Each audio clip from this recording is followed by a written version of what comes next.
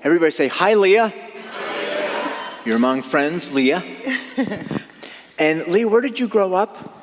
I'm actually a farm girl from like the Bethel area. Okay, if you're Lebanese, what's that, Bethel farm? What is it? No, nothing like Country that. girl. Country girl. All right. And grew up in a church family? I did, actually. My parents took us to St. John's UCC in Fredericksburg. Okay. Yep. Every Sunday? Not every Sunday, but they did at least make sure that we had that foundation by going to church and Sunday school. All right. They ran us through the motions. All right. Yeah. And did you enjoy Sunday school? I loved it. Did you? Absolutely. Do you remember any of your teachers? Oh, yeah. Do you? Yeah. Marilyn was like one of my favorite ladies, and she's since passed away, but she was a huge guide for me when I was young, for sure. When you say young, how old? Well, my entire growing up. Since I was a baby, they took us there, and she was a figure of mine. But even into youth group and those leaders, I was always very close with them and always felt very connected to Jesus. Okay. Yeah. So you were involved in the youth group? Oh, very much so. Okay. Yeah. And you attended, went to the activities. You were the picture of a involved young girl in church. Oh my gosh, yes. And that lasted until when? I would say, well, in fact, even when I had gotten into like junior high, my brother started going to another church that had a better youth program, and we even went there. So I went to CEFC out in Stroudstown. Their youth program was stellar. Wow. And I was super involved out there.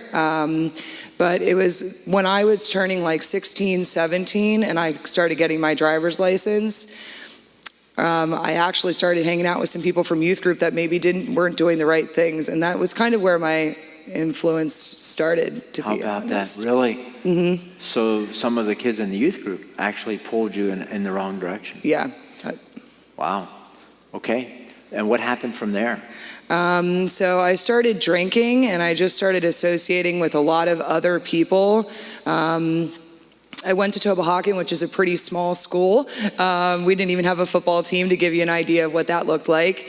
And I just saw that there were so many opportunities elsewhere, and you could get a lot of attention and have a lot of fun. So I just started intermingling in a lot of different schools: Northern Lebanon, Elko, Conrad Weiser, and I just started drinking and partying. And so when you say you kind of got enmeshed with other schools, it was through partying, drinking at different groups? Yeah. Okay. Yep. And you're how old at this point? Like 16 and 17. Okay. Your parents, do they know? They're aware. Okay. Although I think a lot of times, parents kind of want to put this veil over their eyes so that they don't really see the full picture, because it hurts. And did they address it? Yeah, they tried to talk to me. They would take things from me, but I was kind of learned how to manipulate situations and still get what I wanted, and was able to do what I wanted. I played my dad a little bit. Okay. As a daddy's girl. Okay. How would you do that? He loved me a lot. So, manipulation. When you are stuck in addiction, it can be a very manipulative thing, and whether you're being intentional, you become good at it. Yeah. Yeah. So. And that continued all the way through high school? It did, yeah. And you kept going to the youth group, the whole thing? You kept that going? I did, up until like my senior year. Things started to really backslide my senior year, because I became really consumed in this alternative lifestyle.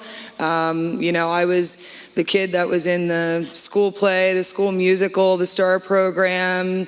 I played soccer, basketball, field hockey. I was involved in everything, really. And my senior year, I chose this alternative way of living over everything that I had been consumed in.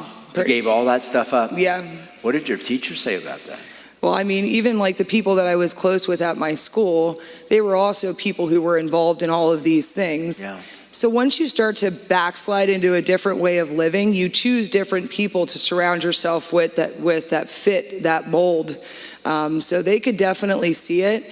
but I was resistant to instruction. We'll go with that. Yeah. You know? You're still going to church? Still going to Sunday school? I pretty much stopped going to, well, I got kicked out of school actually my senior year. Okay. Which was really kind of traumatic for my family and for me,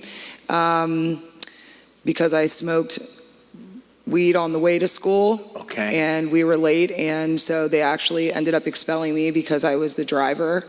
So not suspended, expelled. I was expelled. Okay. Yeah, and they actually sent me to an alternative education school Okay, with my best friend who was also in the car with me. So they just put two baddies with a bunch of other baddies. Wow. So that's the best way to go about things, guys. So you can become more educated on what not to do.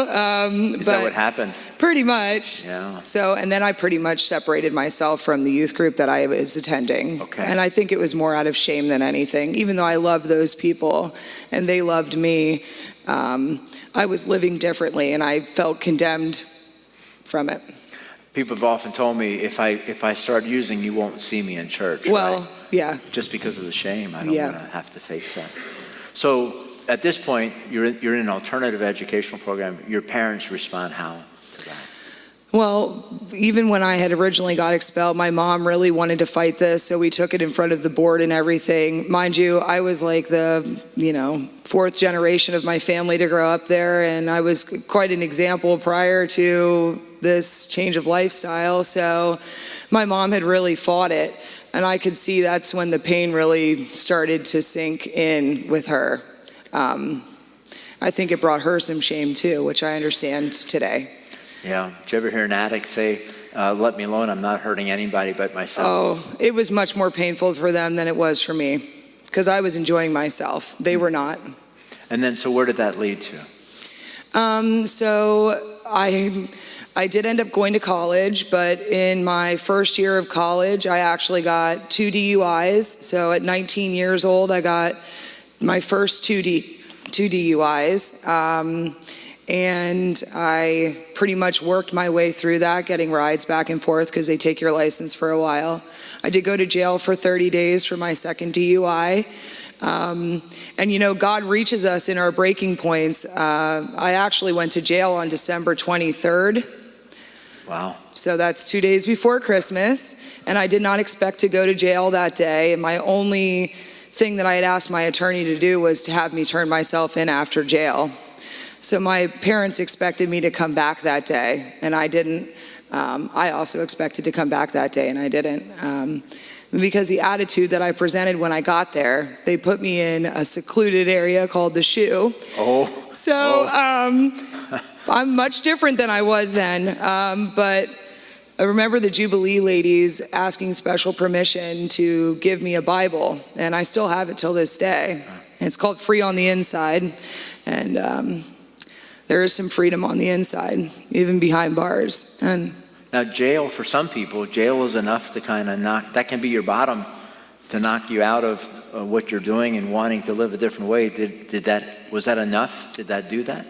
Not really. Okay. I mean, I wasn't the person who was like, I'm going to stop doing what I'm doing. Like, I would be lying to you if I did say that. Okay. I was angry that I was there, but I wasn't I didn't have remorse for what I had done. Okay. At that point. Yeah. So you get out of jail, then what?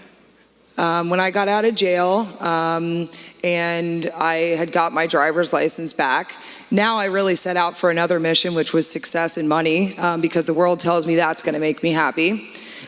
So I got into the insurance industry, and I was very successful in the insurance industry. Was that a good thing, being successful? Now I look at it as yes, okay. Because I can truly see that from the world's perspective, you can have everything and you can have nothing all at the same time. And when you have everything material that the world says is going to bring you joy and you still feel empty, that's like some serious emptiness. So I don't have to chase that quite as much now that, because I see it, So yes, but it wasn't in the moment because it bought me a lot of freedoms. So you're in the insurance industry, you're successful, you're making money, and you're still drinking? Yes, heavily. Heavily? Yeah, in fact, it was part of the lifestyle. Honestly, it's condoned in that industry.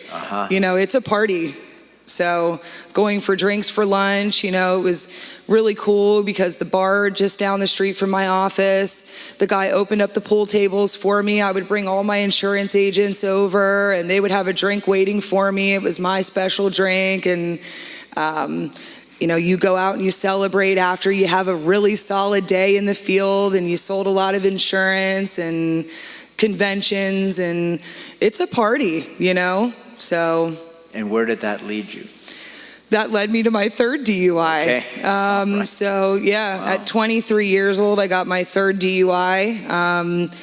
You know. Did you know you were in trouble? I did. Oh my gosh. Okay. So that's kind of an interesting aspect of my story is I had actually been up in Wyomissing at Building 24, and I was coming home.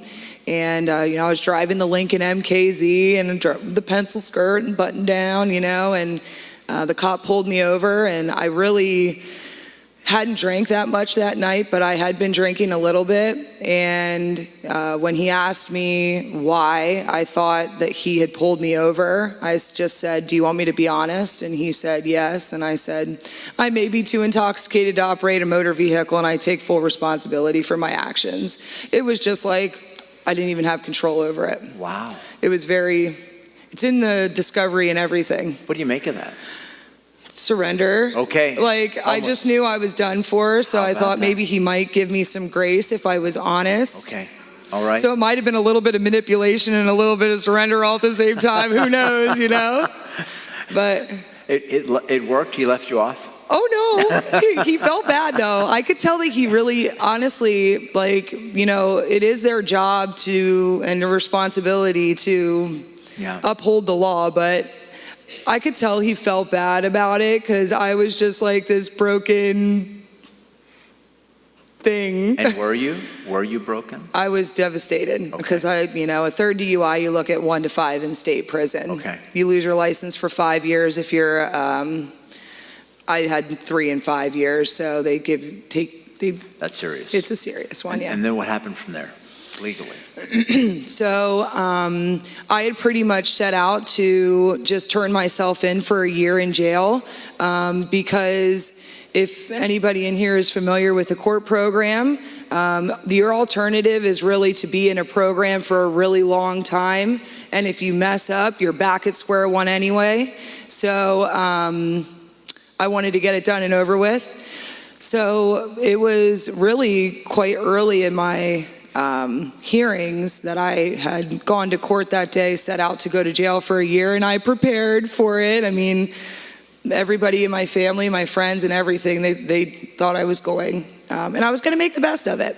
But I pretty much forced my lawyer's hand to draw up the paperwork. And when I got in front of the judge was like, I don't think that the answer is for you to go to jail for a year.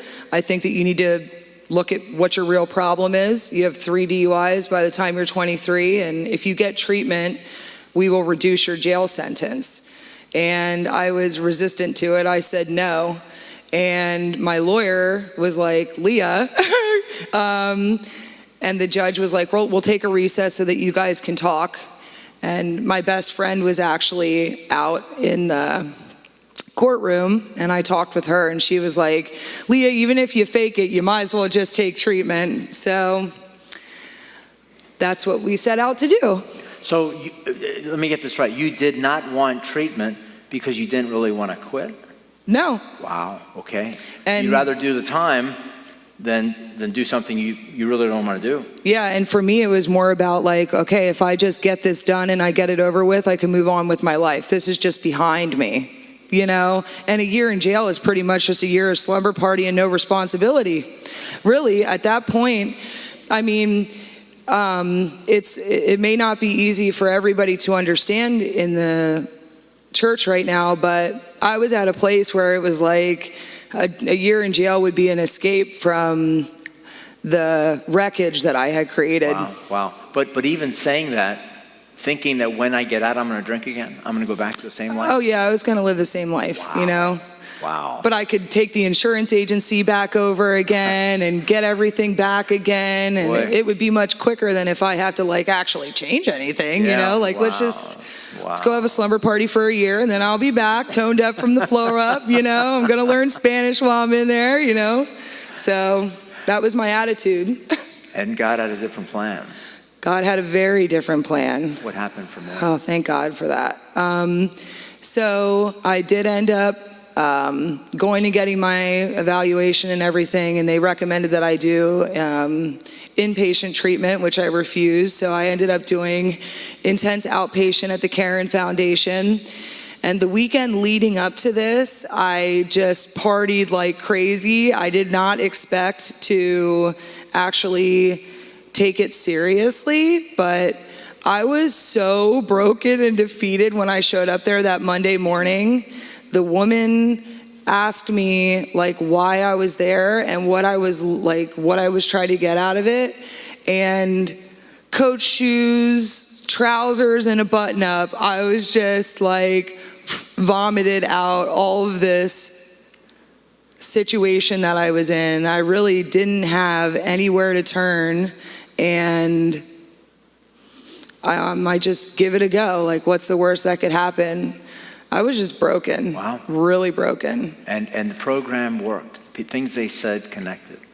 Yeah, it was like I became just as consumed with changing my life as I had been consumed with building a career or partying or acquiring more friends or more material things. Like, I can remember Lois Foote was her name. She was my counselor, and she was like, Leah, you might be addicted to recovery. And I'm like, yes, I am an all-in person, so like, don't discourage me. And where did you rediscover Jesus? Well, it was honestly really soon after I had started IOP. I still had some wreckage from my past, obviously, that I was dealing with. And I got pulled over on my way to an AA meeting, in fact, in Lebanon. It was, I was going to a 5:30 meeting here, and it was 5 o'clock. And a cop pulled me over, and he ran my plates. My registration was out in my Lincoln, and he was like, you had a warrant out for your arrest, but it's not a bench warrant, so I'm going to let you go. And I said, okay, thank you. And I started to drive away, and he pulled me right back over. And here I had a delayed bench warrant out for my arrest. And it was for Berks County. So they held me here in Lebanon, and they held me along. It was a Friday, so they don't get you there until the earliest would be Monday. But I swear they were tormenting me, and they like held me until Wednesday. This was right before Thanksgiving. And they finally took me over to Berks County, and I was just so frustrated because I'd finally like changed my life. And anyway, the only thing I took out of my car when I got pulled over was this Serenity acceptance pamphlet that I had gotten from IOP, and I just like held on to this thing so hard while I was in there. And I remember I was like waiting in Berks County, and they have 23-hour lockdown. And I was in there with this woman who was withdrawing from alcohol really bad, and she was just having like, it was interesting. And I was up in the top bunk, and I was just so like ready to explode. I don't know if anybody knows that feeling, like so helpless. And in this pamphlet, it says about pretending to be like a starving infant child lying naked in a snowbank. Wow. And for like the first time of my life, I think I was finally like, I don't have to do all this, you know? And I just remember reading this over and over again and being like, God, I'm a starving infant child lying naked in a snowbank, and clicked the cell door open, and they called me to go see the judge to release me. Wow. You know, but that was like one of those moments where I know like God proved to me if I let go and let him, man, he just takes over in such a big way. And how did you get reconnected then with the Lord, with church, with all of that world again? Well, 'Cause you were in a whole different world. I was in a very different world. Honestly, I started coming to Calvary Chapel like soon after I got into recovery. I was really involved with recovery here in the Lebanon area, and I was trying to find a church that I fit and loved, and here we are. I started coming to Calvary Chapel, and I've never really looked back. Yeah, and you're in the discipleship class now? I am in the discipleship class, yes. Which is a part of you being all in. Yeah, and I really, I've surrendered my life in a way that I feel is like unique in this world today, because it's like all aspects of it, I've had everything that the world had to offer, and it kept me wanting. So I really just want for God, and the world can have what it has, So it kind of in closing, if there's somebody out there that's chasing the dream, they're they're on that treadmill, they're trying to make it, they have all these goals and aspirations, and it's materialism and all that stuff, what would you tell that person? I would say if you make your focus God, the rest of those things will just fall into place in a way that you could have never imagined. Amen. Thank you. Thank you, Leah. Thank you.